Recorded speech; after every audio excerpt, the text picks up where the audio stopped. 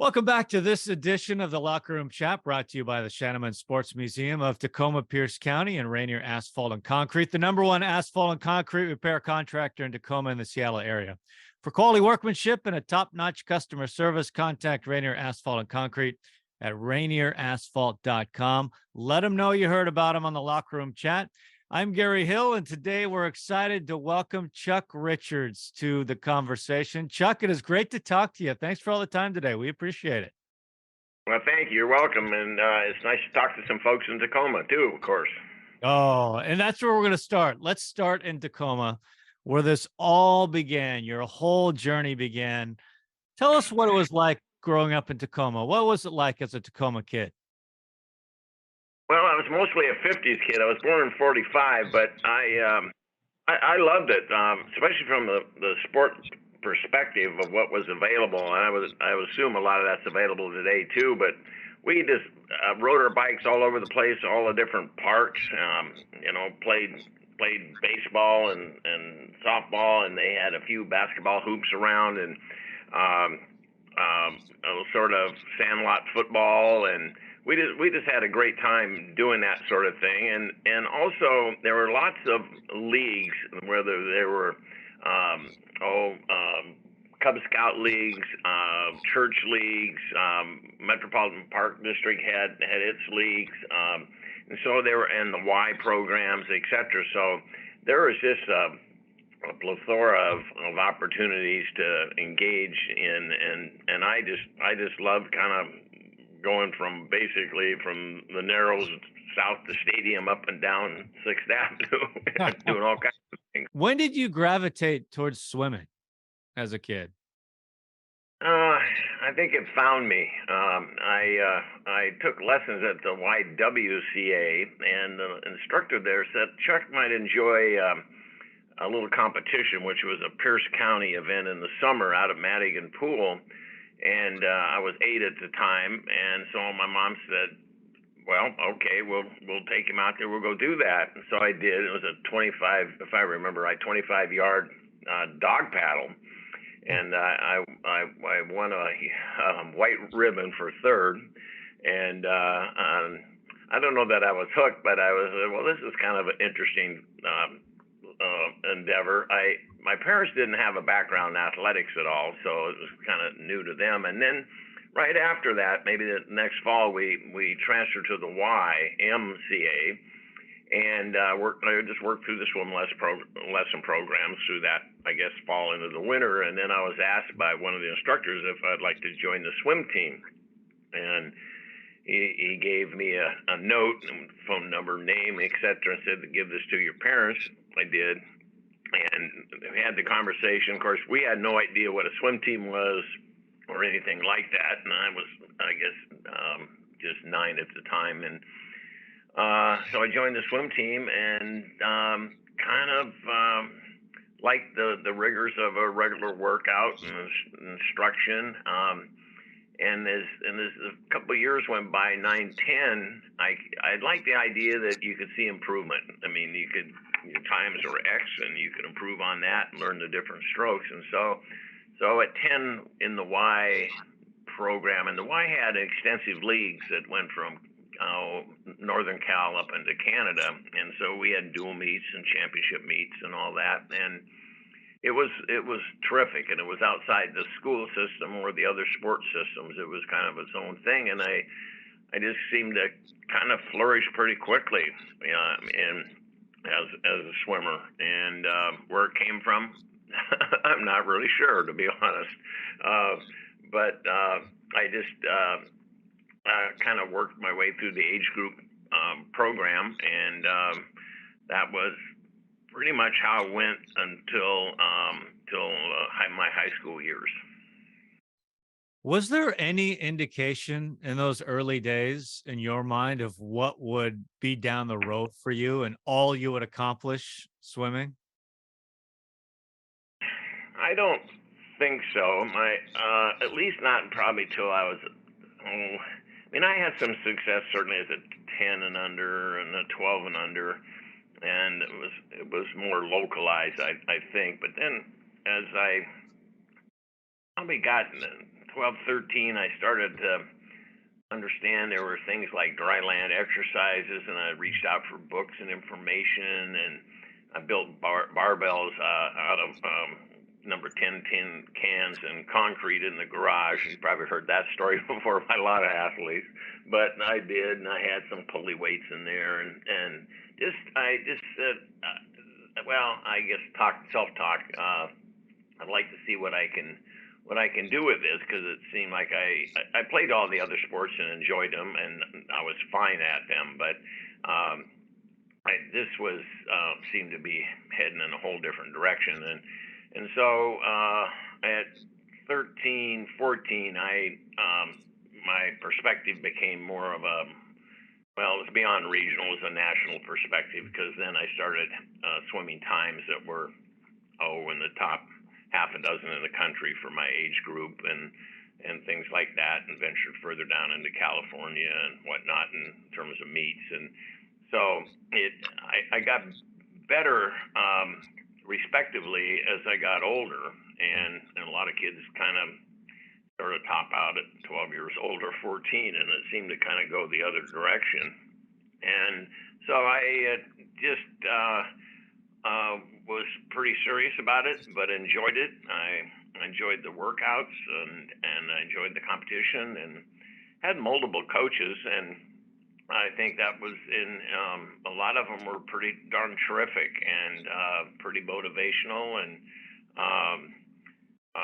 Chemo Streeter was one of those coaches along the way, and Chemo was the son of Wally Streeter, who was my first coach, and for only 1 year at Stadium. But it just continued to kind of success just continued to kind of come along as the years came along, and I was just more intent, and I was more aware of the bigger picture, I guess, nationally, and what was possible. And I saw myself kind of at somewhat that level, or at least could possibly be at that level. So that's kind of how it went to my high school years. Did you swim for Dick Hanula at some point as well? Yes, I swam for 4 years, because the Y program ended when you were 14 as a club. So 15, 16, 17, those summers, actually, I guess it was probably 16, 15, well, 15 through 18, really. I swam for the Tacoma Swim Club in the summer times, and then Stadium High School in the winter.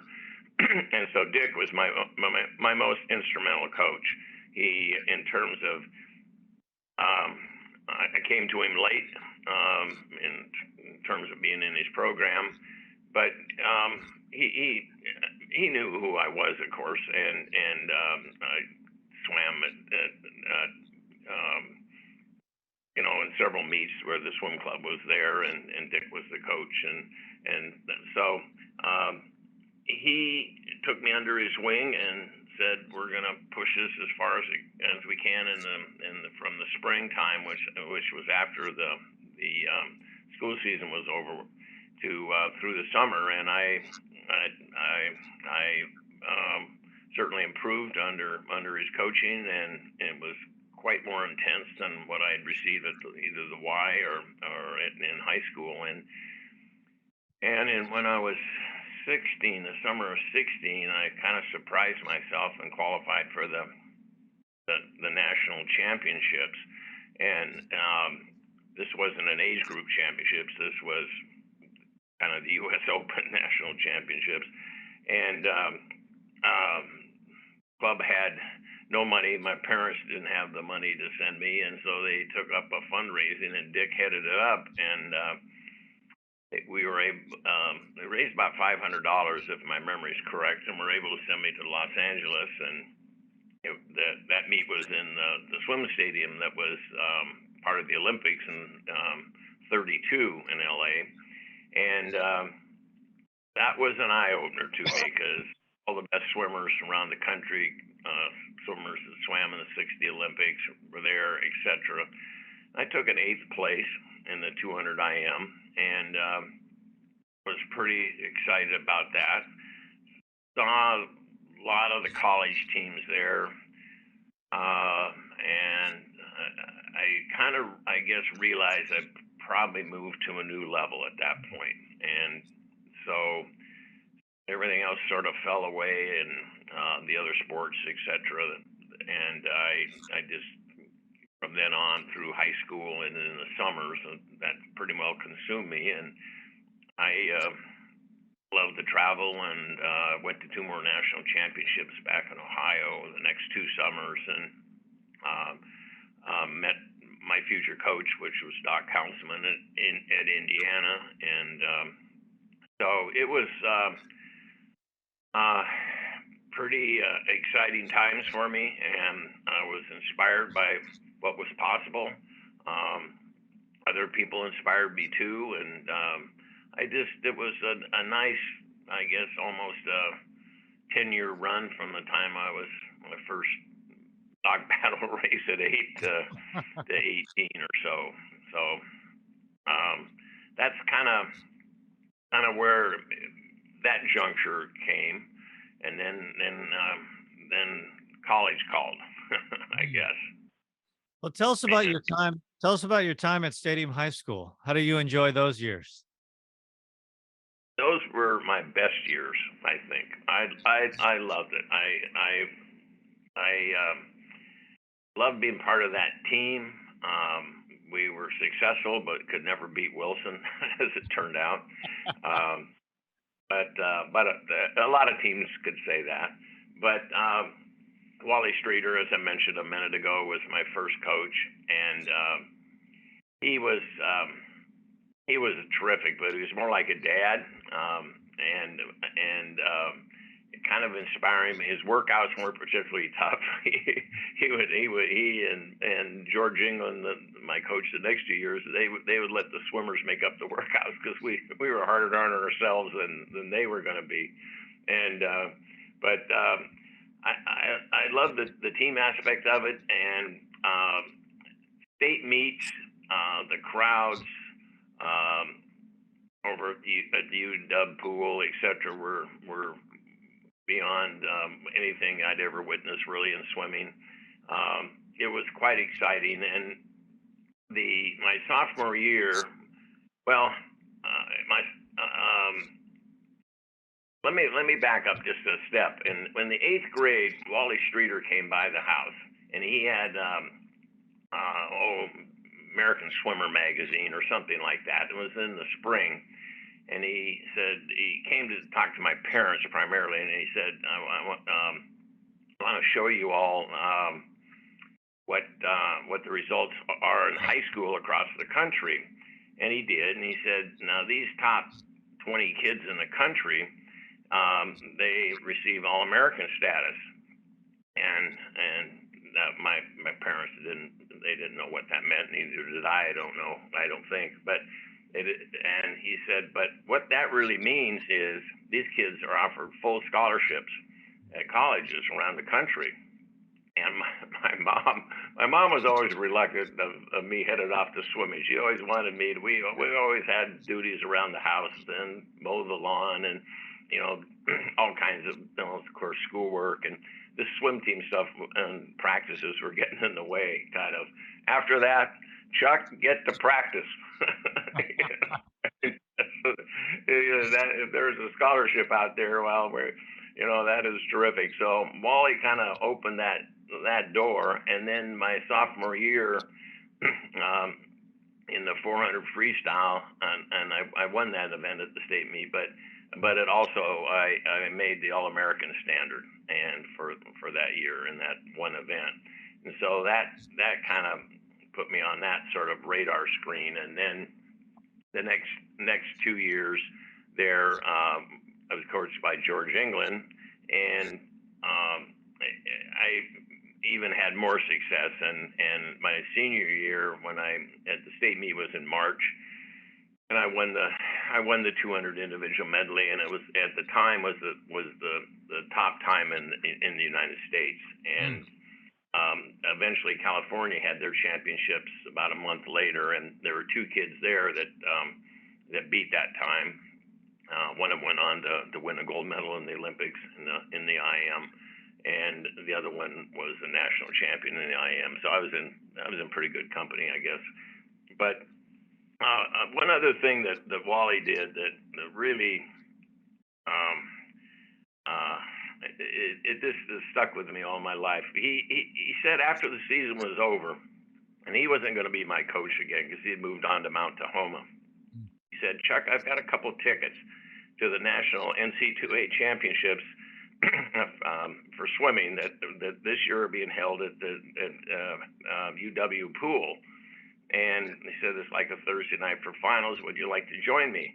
And I was thrilled to go. So he took me over there, and this is 61. So a lot of these swimmers were the better swimmers were on the Olympic team, and they were from Michigan, Ohio State, USC, Yale, etc. So I knew kind of the names a bit, and so we watched that, and I was thrilled beyond belief. I had never seen anything quite like that. And so as the years went by, I kind of realized, yeah, Wally did that, and it was, as a kind of a gift and fun to see. But he did that as kind of, Chuck, you can do this. I think he took me over there. It was like somewhat in the way of inspiration and about 4 years later, I did swim in those finals, and of course I swam for Indiana at that time. But that's the kind of inspiration that Wally, and George Engel was the same way in another vein. And so and Dick Hanula was just a bedrock coach, and just inspiring as well as he was really schooled in the sport, where Wally and George not so much. And Dick just took me under his wing, and we had a lot of time in the summer where I had qualified for the nationals, and the rest of the swim club was done with their competition maybe at the end of July, so we had another 2 to 3 weeks of training, and I was his only athlete, and he'd come probably twice a day. And it was just the two of us, and we would go at it. And that dedication he had to me was just terrific, and it just kind of launched me off into my years at Indiana. Dick Hanula won 24 consecutive state championships. What made him such a great coach? Two things. I never, of course, swam for him, as I said, in high school, but my brother did. And he's part of that that legacy. Two things: inspiration. I mean, he inspired people to be able to see beyond what they probably could see for themselves as a swimming athlete. He was able to take kids of modest abilities, it appeared, and had amazing results. The other part of it, he was it's hard to say because he was a coach, but he was a student of the sport, and in terms of, he just devoured all kinds of information from other coaches and clinics, and he'd go down to California, etc., and watch others coach, or they come up and they kibitz and work, and bring some kids and work out in Tacoma, etc.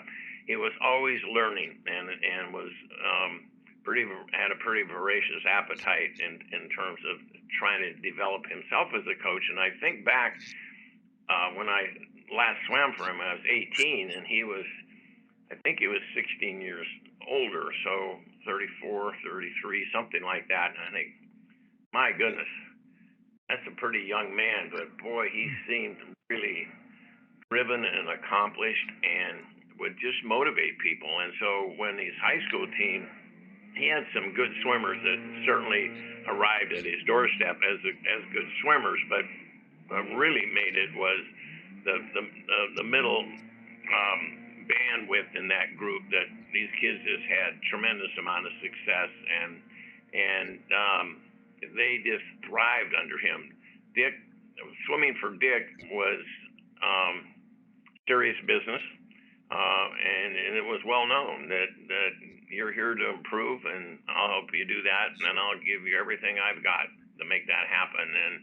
And that was what would happen in the high school, and certainly that's what happened for me too. Also, I owe a lot to Coach Hanula for sure.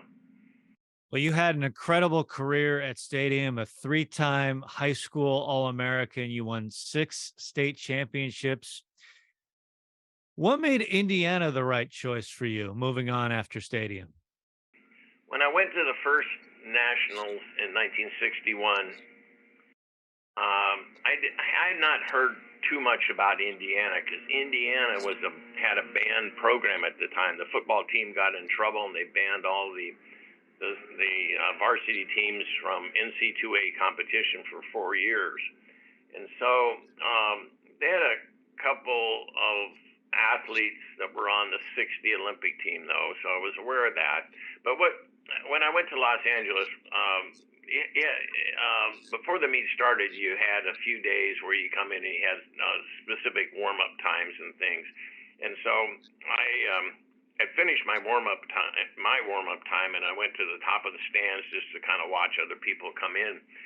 And all of a sudden, this group from Indiana comes in on the deck, and there were probably 30 of them or something like that, swimmers, and then Doc. And it was quite a show. I don't think they made it. They planned to have a show, but they were having the best time and goofing around with Doc, and it was just kind of awe-inspiring. What is this group? And so the meet went on, and Indiana just dominated. It was quite a coming out party for Doc and all kinds of his swimmers. And in one event particularly I watched, it was a 200-meter breaststroke, not my stroke, not my race. But they had 4 athletes, and the first one in the slower heat, he sets the world record. Next person, and the world record was held by a man from Michigan, and I think he won the gold in 60. This is 61. So the next heat, another teammate comes up. He beats the former teammate, sets the world record. Happens the 3rd time, and then happens the 4th time. 4 heats in a row, all Indiana guys, each one beating the other. The world record. Man, it was unbelievable. And so I didn't meet really anyone. I swam next to some Indiana swimmers in my 2 events. Ted Stickles was one of them in the 200 IM. Ted Stickles held the world record in the 200 IM, and I was next to him in my heat. I didn't final. I was 8th, as I mentioned, but that's an odd pool. They had 7 lanes. I don't know why they built an Olympic pool with 7 lanes. I don't know, but they did. And but in the first half of the race, I was ahead of him, and I knew who he was. And I what is going on here? Well, then I realized what was going on was the last half of the race was kind of his strength, and he probably beat me by 5-6 seconds or something. But I was just enamored, and then I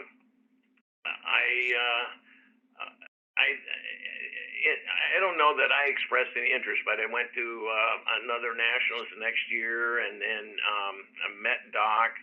And then Dick would have a notable coach come to Tacoma every fall, put on a clinic for other coaches, and then usually there was a day where swimmers were invited in to swim a bit and be with whoever that coach was.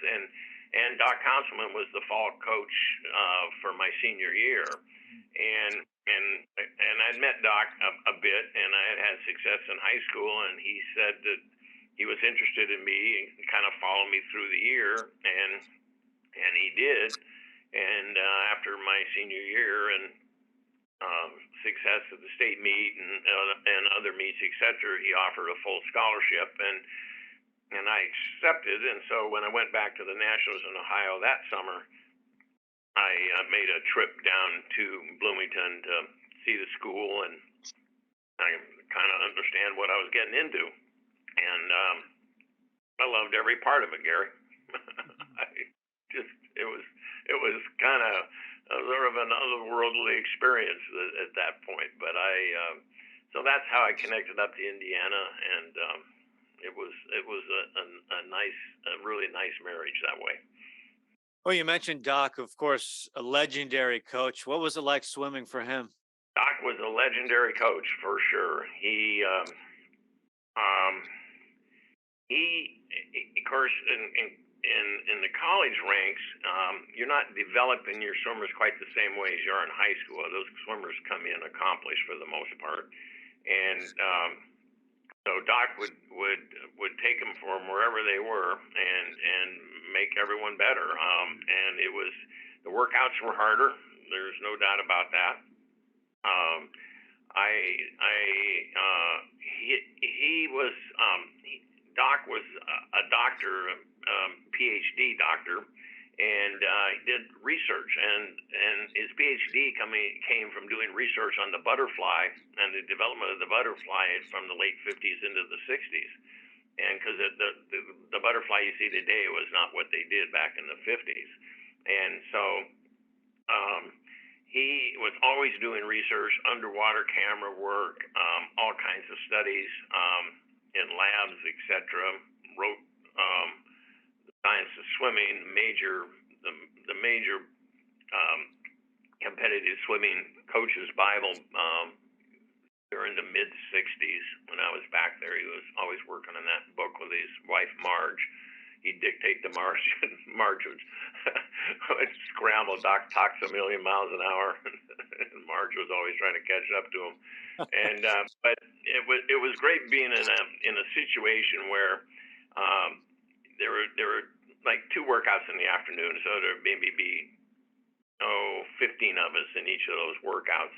And in my case, I was a butterflyer and individual medley specialist, I guess. And so I'd be with my group, and my group, well, there were three, four others, depends.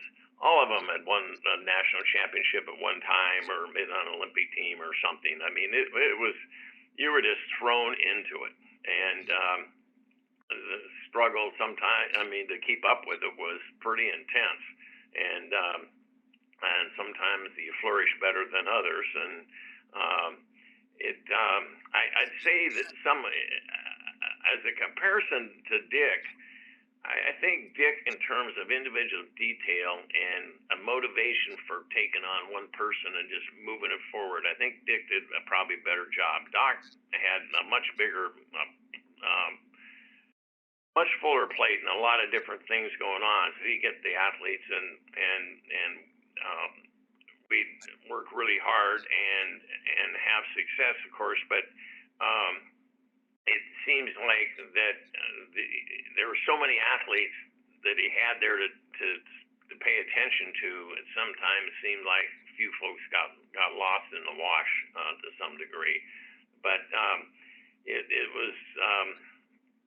was a bit of survival at that level. But I'm sure that's true if you're at USC or Michigan or places like that, and now it's Texas and other places, and so it was terrific times. I loved swimming for Doc and all the things that we did as collegians, and was able to be a finalist in my junior year in the national championships. I was an All-American 3 times, and had a good success. Didn't make an Olympic team as a swimmer, but it was an exciting time and exciting to be around a program like that at that level. So it was far beyond my thoughts as an 8 or 9-year-old. Let me tell you. Yeah, it was such a wonderful career as you detailed at Indiana. As you were getting, as your career at Indiana was coming to a close, did you have an idea what was coming next? No, I did not. The only a little bit of an idea was in the summers. The Cascade Swim Club. One of the coaches there was a man named Bob Miller, and Bob was a very successful coach, Cascade being out of Seattle. And there'd be a few of their athletes, male athletes, that would be, 15, 16 years old, that would go off to San Antonio, Texas in the summer for a junior development camp in modern pentathlon. And so at the sort of the meets toward the end of the summer, these swimmers would come back, and of course we all knew each other, and they start telling tales of what pentathlon was about a little bit, and that's about all I knew. But Bob Miller, he was on the 56 Olympic team, and so he was aware of pentathlon, his junior development program, etc. That's why he offered an opportunity for these half dozen kids or so to go, and made them aware of it. And so that's about all I knew. And then finished my high school career, went on to college. Really didn't think at all about it, except one day one of my teammates, who was in ROTC, he came in and said, "Chuck, I was contacted by my major in the ROTC group, and he said that the military is looking for athletes that are good swimmers and can also run." And he says, so the major, my friend was Arthur Smith, and he said, they asked Arthur, and he said, "Well, I can swim." He says, "Well, but," he says, "I can't run a darn." He says, "But I have a friend that can." And so I was introduced to the major, and he said, "Well, here's what they're looking for, and to recruit athletes into their development program, and why don't you contact them?" So I knew I'd be wrapping up my swimming career, and I thought, well, I just might do that. So this was my junior year, and I contacted them, and they said you have to do a certain run and swim and qualify, etc. And I did, and they said, "Well, you more than meet the standard of entry, but you need to come to summer training." I said, "No, I won't be doing that. I swim at college, and I swim in the summers for Doc too." And so it was kind of a funny give and take. They said, "Well, we like to get people as early as we can to develop them. By the time you get out of college, a couple more years from now, you're getting long in the tooth, so to speak." and so I said, "Well, I can't really do much about it. We'll just check back in when I graduate and see what you think." And I did, and before I graduated probably, and they said, "Well, if you can still come down to San Antonio, we'd love to have you come, and so to be in this development camp." And so I said I would love to do that. So I took off from Indiana, packed up my 59 Chevy with the big fins on the back. Everything I hope. That's a great picture. Yeah, and left my fraternity house, and drove to San Antonio and joined the development program there, and no idea quite about what I was about to get into. I mean, I knew the sport, and I'd done some research and things, but it doesn't quite prepare you in so many ways. I'll tell you a short story. So my first actual experience, they said, "Go check in at the development camps at Fort Sam Houston, an older military base there, and they have, and one of the barracks, which happens to be known as 189, is where they have rooms available. Their admin office for pentathlon were there, their equipment storage, etc. And they said, "Well, when you check in, which was going to be a Sunday, there'll be some athletes upstairs that have rooms here." Some of the athletes lived there, most of them lived off base, but they said, "Someone will show you a room and you can get kind of settled, and then we'll kind of go from there. But in the morning, get up, go with the athletes. You'll hear them get up, and just follow them on down to the stables. And once you get to the stables, we'll take care of it from there." So, sure enough, get up, walk down to the stables, get there, and the stable crew says, "Okay, you're the new guy. We know how to handle you." And the clinic wasn't going to start for 2 weeks, so I was just kind of biding time. And so they said, "Here, we'll put you on this horse. And we're having a little inter squad competition today in the stadium, but you'll just sit on the horse and walk the horse down to the end in this little paddock and watch the competition go on." Oh, okay, I can do that, of course. And there's this time of the year there may be 20 athletes there in training, I guess. And so get to the paddock. One athlete at a time goes out on the course, then the coaches are out there, etc. Colonel Russell was the main coach, and he had won. He was an equestrian himself. He'd been in 2 Olympic teams and won a silver and a bronze medal in 48 and 52. And but so I'm watching this go on, and my eyes just widen. I mean, these were big fences. These horses were going over, and they were big horses, and it's like, oh my goodness gracious, that's what this is about. And so I've just sort of taken it all in as the spectator. Well, one of the athletes came late for whatever reason. I don't know why, but and he had to enter the arena at the far end from where the paddock was. He enters the arena late, and he's sort of starting to trot toward us, which is probably 30, 40 yards away. Something happened, and they think it probably was a bee sting, but something got to his horse. That horse took off, and of course they're herd bound. That horse is just coming at this line of 20 of us. The paddock is framed up. The fence rails are telephone poles about 3 feet off the ground or something. This horse is just barreling at us, and when the riders were sort of in control on the course, they had to make this one sharp turn in front of us, and so well, that's what this horse is going to do. That is not what that horse did. That horse just came at us, kept going. Front hoofs hit the telephone pole. Telephone pole goes off. Riders and horses go flying all over the ground everywhere. It was just complete chaos. I was at the end of the line, so I just got kind of pushed out of the way. But I just, oh my gosh, I'm gonna.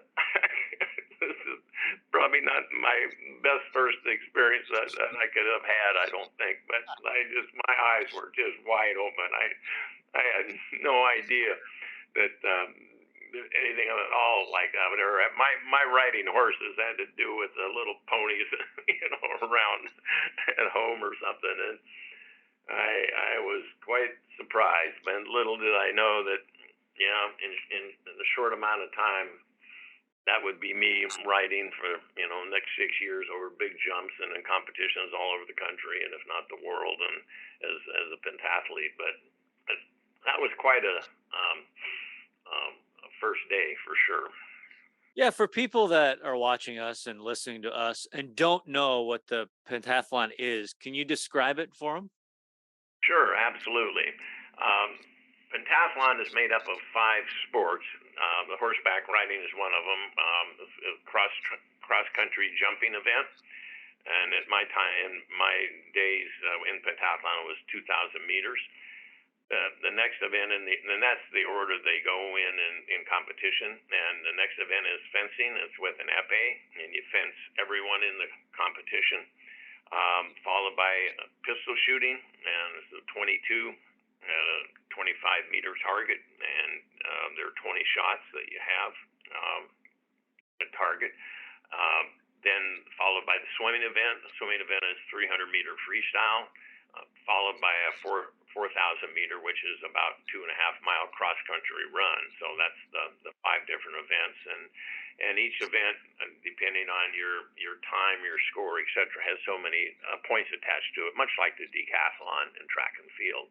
And so it's the sport's evolved a bit differently now. They're still the same 5, but they've changed the distances a little bit, and the pistol is no longer a 22; it's a laser pistol and things like that. But that's the sport. And the sportsman is an old sport. It's been around since 1850s or so. Developed not so much as a sport, but as a training vehicle for the French military, their officers, and what they had back then, of course, were horses to ride on. They had swords and they had pistols to shoot, so they had to become proficient and all of that. So they did that kind of training, and then stripped of all that, the theory was, well, we have to swim across the river or run. So they trained that way, and other academies around the world copied that or sent some of their officers, etc., to France, and so it just kind of picked up from there, and it started in basically the first Olympics, or maybe the second or third Olympics, and as a sport. So it's been in the Olympics for 120 years nearly, I think, and it is dominated. Eastern European countries really embraced this sport. Probably more than the Western countries initially, and so over the years you look at it and you see the history in Hungarians and Russians, and then eventually Czechoslovakians and the Polish athletes, but also the Swedes, the Americans, our athletes, and through 1952, from the early 1900s to 52, all came out of West Point, and they were cadets, and so. They got their training in the summer way, and then went on to represent the United States. In '56, Bob Miller was one of those folks. He was not a West Point cadet, but they moved the training center from West Point to San Antonio. Colonel Russell was in charge of doing that, and opened this up to basically anyone that could qualify and compete and train and qualify for the Olympic team or world teams or whatever. So it changed a lot in the 50s, and that's still the case today. And so it's a worldwide sport, and it's quite different and quite challenging, with 5 different sports as part of the makeup, and each demands a little bit different aspect of either athletic or mental talent. The shooting, a lot of shooting skills. You can learn the physical aspects of what's needed to pull a pistol, control your breath, etc. But doing that under pressure is a mental game. Fencing, a lot of that's also mental. Riding is an interesting sport, in that some people, you watch these athletes come into the training center, or maybe they're there a long time and have success, or maybe they don't. But there are certain people that horses just don't like, and vice versa. And you kind of notice it pretty early on, and you just kind of wonder. I don't know, it's a fear that's sort of buried deep inside the athlete, or with the horse, and they sense it and pick up on it. But you just get the strangest reactions sometimes. And so a lot of times with the riding, and in a competition, well, when we were in training, we had probably 50 horses that were stabled at the training center. But as you travel around the world, you ride the horses that are in that country, and so you ride horses that you're not accustomed to, and a lot of times you have very little amount of time to warm up the horse and try to understand a little bit the horse's ability or lack thereof, and that can be pretty exciting too. So that's certainly one of the unknowns that comes with pentathlon, but. That's the short history of the sport. I mean, it's such a varied skill set, and it's amazing to look at your life after college and leading up to the Olympic team in '72. I mean, it's filled with championships and records. You made it look easy on paper, mastering all those skill sets. Was it as easy as it looked on your resume? You've interviewed many other athletes, and they'll tell you the same thing. Easy. Training for pentathlon was the hardest thing I've ever done, because we basically trained 4 sports a day, probably, and each of those was probably an hour and a half time frame for each of the particular sports. So you basically trained, slept, and ate, and that's all you did. Very little time for anything else, and so it was intense beyond like in college or in high school where you went to school, etc. Mhm. I particularly like the idea that as an athlete, as a pentathlete, you could kind of pretty much set everything else aside and just be all in. That was what your life was to be at that time, either as a civilian or in the military. And um, I just enjoyed giving it all that I had, and so. And also to top it off, San Antonio has really cool, nice weather in the summer, so it's pretty easy to train. And I say that jokingly. It's 110, but it's all get out. It's brutal.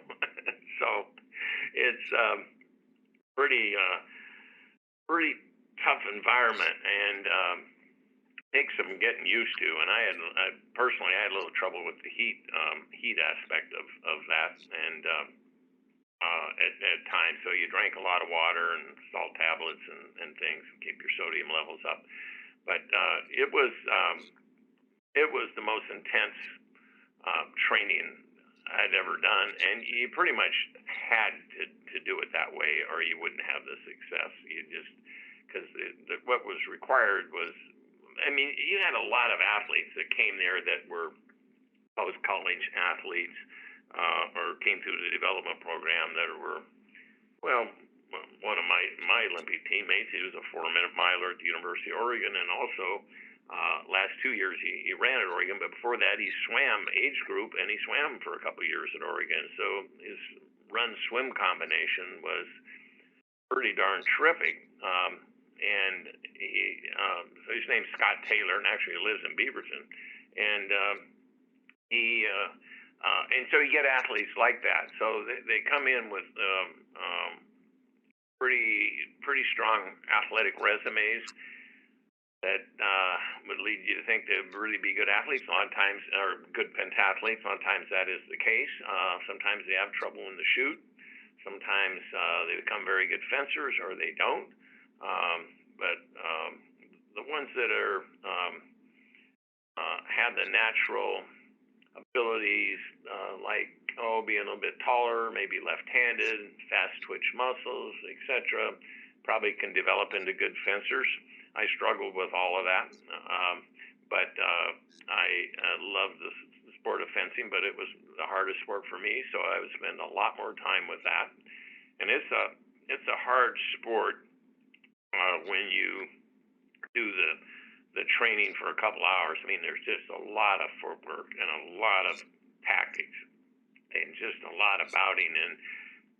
And with fencing masters, the way you train, or at least part of the way you train, is one-on-one with a fencing master.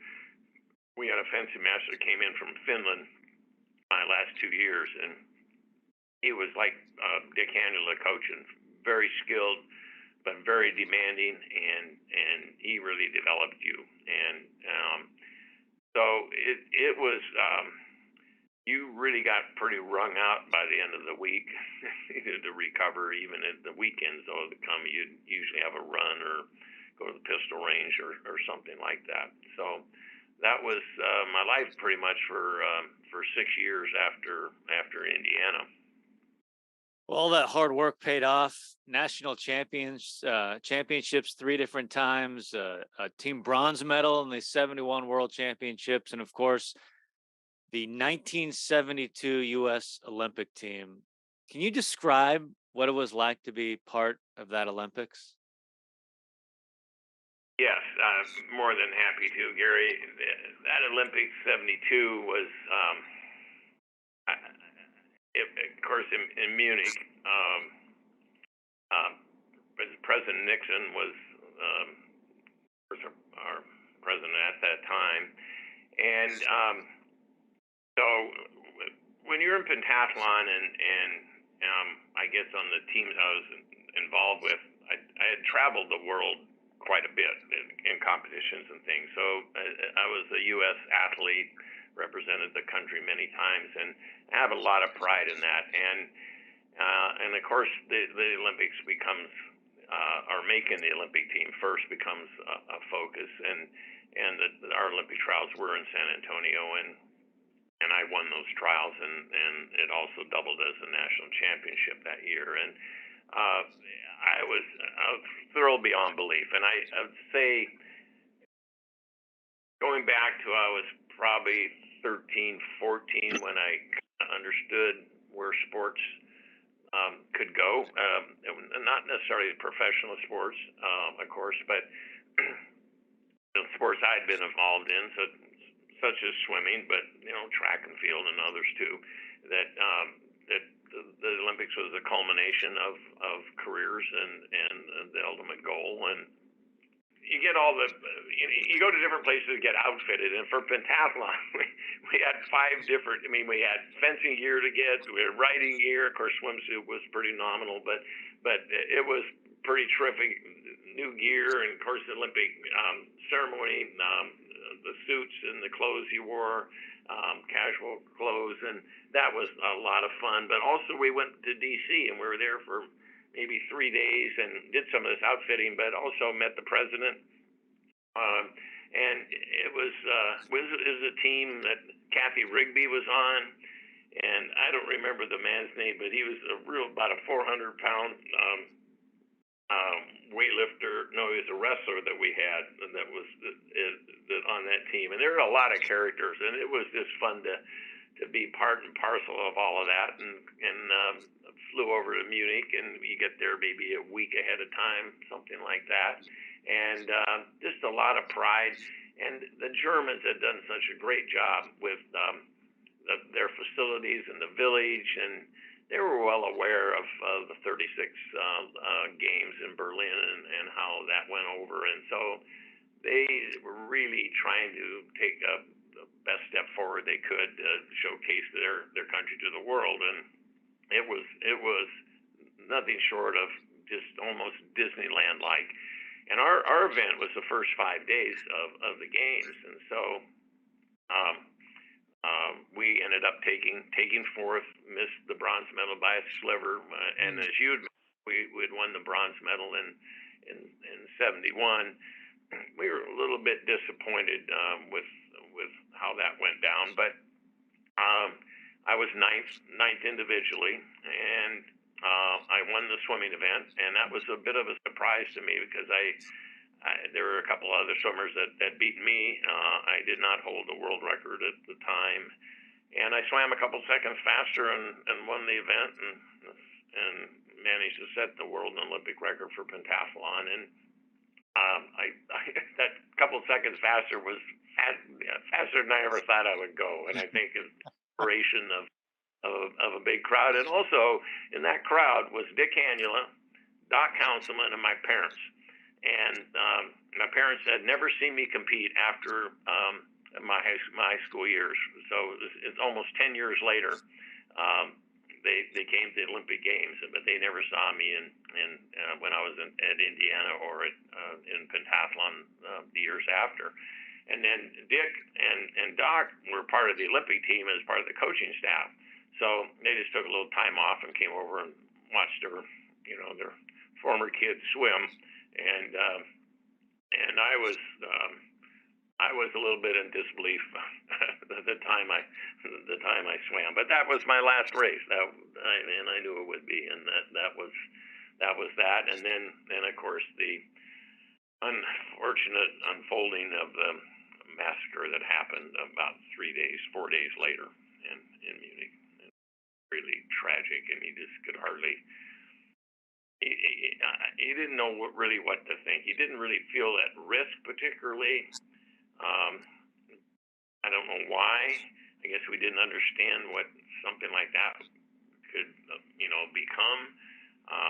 It was just a horror show that whole day, and of course the world knows how that all ended. And it just took the luster out of it all. We next day they postponed the Olympics for a day.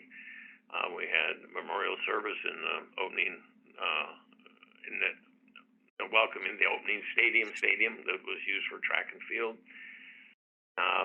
and then the Olympics resumed at a much more um, um, dampened down tone for sure. And it just took a lot away from what the Olympics should be for a lot of people. And pretty sad, Gary, for sure. But the Israeli athletes that died, and my heart's always gone out to them. And I just think it could have been anybody. But I mean, it was a targeted audience, of course. One knows that. But so sad, so sad. No So doubt. that wrapped up my athletic career.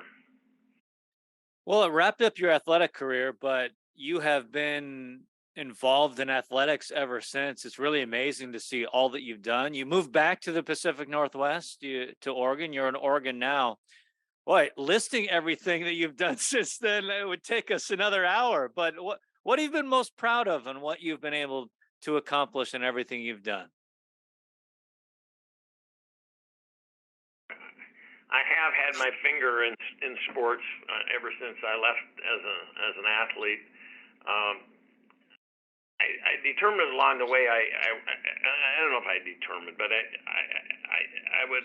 thought that I'd like to get involved in athletics on a continuing basis, and if there's a way to maybe make a living at it, it'd be great. Not sure how that was to be done. I ventured off in a few other business paths a little bit, but I always was, the magnet brought me back to true north, I guess. And I started a bicycle club. One of my proudest moments is I started a Beaverton Bicycle Club. They didn't have one when I arrived here in December of '72. And I said, well, I had ridden in what's called a Little 500 at Indiana for 3 years and had a little bit of success as a rider. And I was just kind of curious as a retirement sport, as a competitive cyclist, how that would go. And so I formed a little club. I stopped kids on the road to come join the club and pick them up at the bike shop and all kinds of stuff. And got this little club going. And I coached. I rode for 3 years, coached for about 8 years, and had a great time with it, and I think this ragtag bunch. One of them was the nation's top road rider in 1980, Glenn Sanders. The other one, John Beckman, was on our 84 Olympic team as a team pursuiter, and it was on the 88 team. He was the team pursuit coach. And these are two kids I just picked up out of nowhere, and where they went with it, it thrilled me immensely.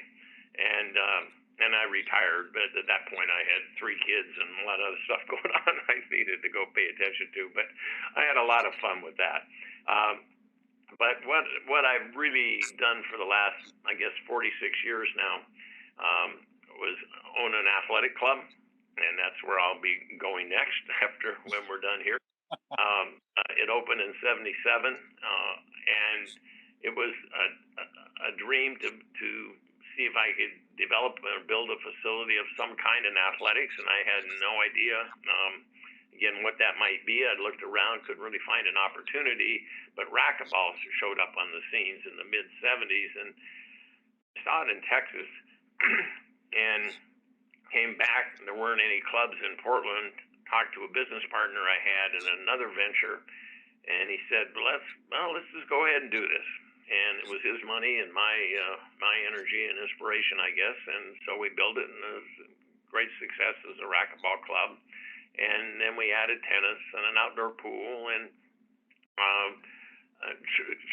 true to my nature, when we added the outdoor pool, it's just a summertime pool, and it's 20 yards, 4 lanes. And I said, we can have swim lessons here and family swim times and all that, but we're going to have a swim team. Swim team. This little club. Well, there weren't really any leagues around, so I said, we had 18 kids, started this little swim team, and then we went out and went to little homeowner associations and encouraged them to develop little swim teams and things like that, and we're able to kind of piece together a little bit of a 4-meet schedule or something. I don't really recall, but so we've had that swim team ever since, and that's kind of a pride and joy. And it grew to where couple of hundred kids involved in the summer swim team, waiting lists. Kids that start there and then they move into really serious club training.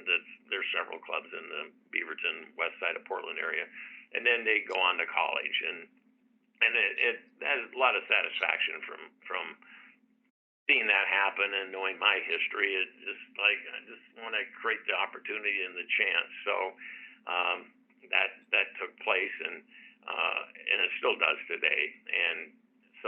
And the club has grown and grown and grown. We started with 23,000 square feet as the racquetball club, and we grew in a herky jerky fashion. There was never a set strategy to just kind of keep going. And I lost my partner 10 years ago or so, and so I'm kind of on my own now, which makes me a little uncomfortable. I've always liked partners in business ventures for some reason, and I guess I like being a teammate. But the club has grown to 175,000 square feet now from the 23, and it encompasses most everything you'd imagine. And it is been for me a business is probably perfect. And I like the working out there. I like what people, the recreation they have, being with their families, the fun, just staying fit. It's a great environment. We have about 8,000 people that are members. And we took our beating during the pandemic, as all clubs like that, like my peers in the industry did. And thank goodness for different aspects of the government, federal or state, local, gave us a lot of help, and that's what enabled us to saw us through, basically. And so we're kind of returning to normal now. We're about to open our last piece, which is part of that 175. It's 25,000 square feet. It's just down the road from the original club, and it's called 77 Fitness. 77 meaning the year when we first opened, of course. And it's a training facility, and it's for adults and for older kids, and people who want to get in probably a little bit better shape than maybe the casual member that comes to the Sunset Athletic Club main facility now. And so it's a project that took a long time to build, but about done. I think I'm 77 also, as it turns out, and it's my last major building project, I'm sure, because it's hard building it during a pandemic, Gary. Yeah, I bet.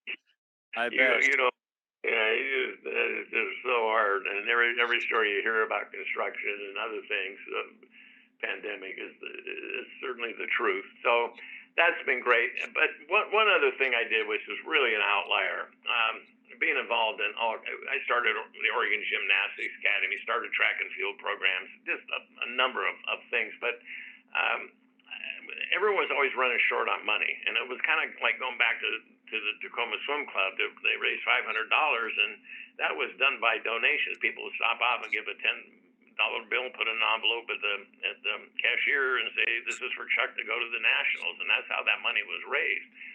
And it just seemed like that was the way it was, and so it was the same here in Portland, and for a lot of these non-major sports, and so I'm always looking for an opportunity, a way to make some money for sports, and for the cycling team, for example, I go out and try to rustle up sponsorships and things too, and it was always a struggle. And so I thought, well, on the back burner, if there's a way to pay back what Tacoma did for me, raising the 500 and sending me off to the Nationals, I'd like to make that happen for the local kids and maybe repay the swim club. And so what happened was I ran across a bingo game in 1980, and the lights went off in my head, because this bingo game was making a little bit of money to pay for hockey time for the kids.